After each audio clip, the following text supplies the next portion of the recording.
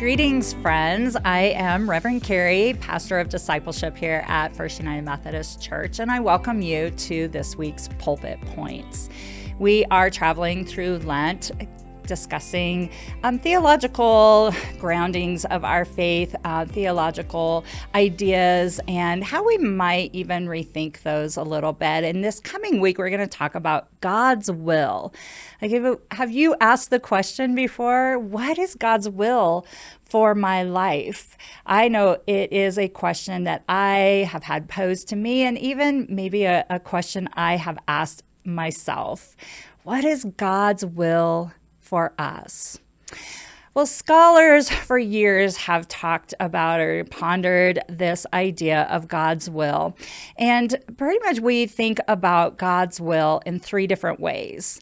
First, we think about God's sovereign will, like that will that he has predestined for all creation, for all creatures, for all human beings. We also can talk about God's will as the revealed will of God. This is when we go to the scriptures to find answers, to find direction.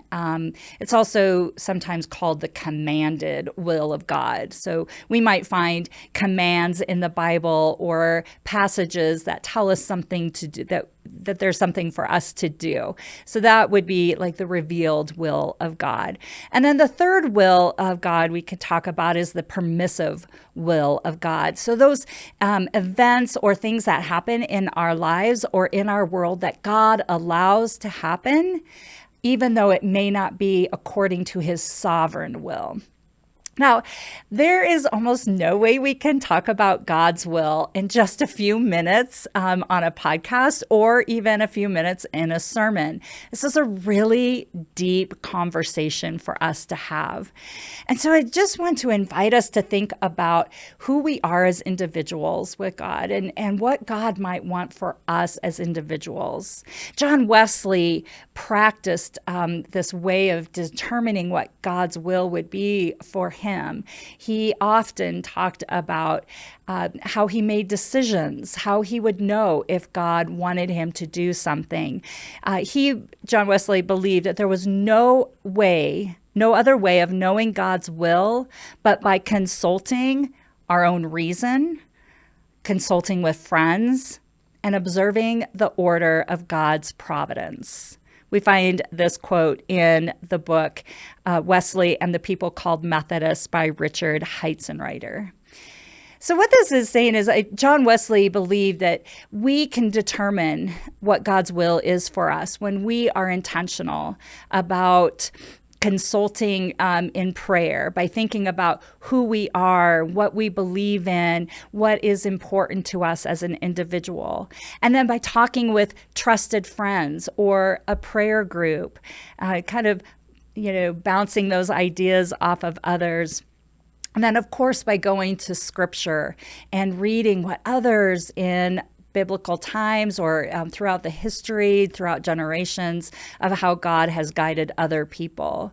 And so this gives us a sense maybe of how we might think about God's will for us.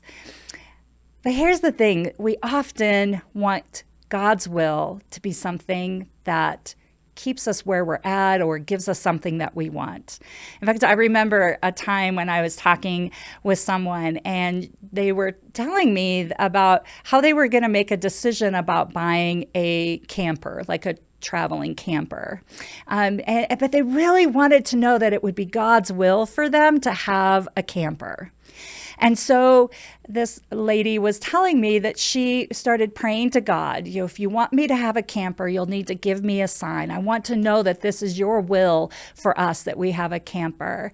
And she finally decided that if it would be God's will, she will find a camper with blue checkered curtains in it.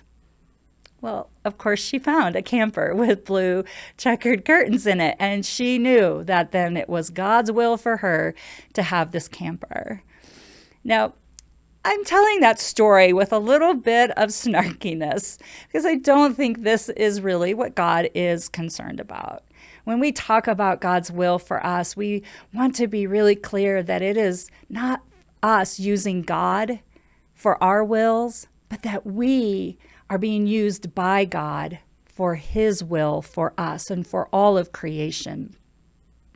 We are to be used by God to tend to the sick and the imprisoned, to speak grace and hope into despair and darkness, to be a voice for the voiceless, to love wastefully as we have been loved by God.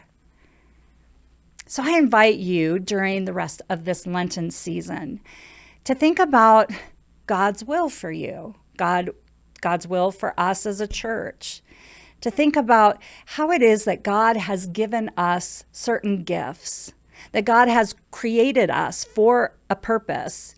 We bring meaning to this world.